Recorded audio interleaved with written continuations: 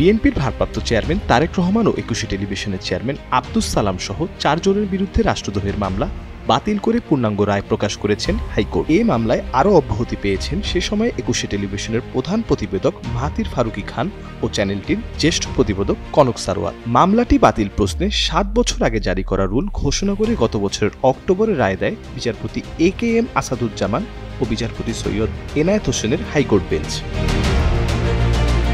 2017 সালে একুশে টেলিভিশনের চেয়ারম্যান আব্দুস সালামের আবেদনে মামলার কার্যক্রম স্থগিত করেছিল হাইকোর্ট। একই সঙ্গে মামলাটি কেন বাতিল করা হবে না জানতে চেয়ে জারি করা হয় রুল। এই রুলটি যথাযথ ঘোষণা করে রায় দিয়েছেন উচ্চ আদালত।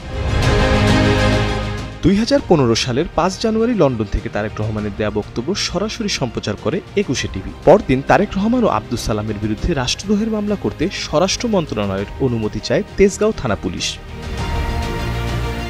অনুমতি পেয়ে তেজগাঁও থানার এসআই বোরহান উদ্দিন মামলা করেন। এতে তাদের বিরুদ্ধে যোগসাজশ করে মিথ্যা বিভ্রান্তিকর তথ্য প্রচার করে বাংলাদেশের স্বাধীনতা ও সার্বভৌমত্বের প্রতি হুমকি সৃষ্টির অভিযোগ আনা হয়।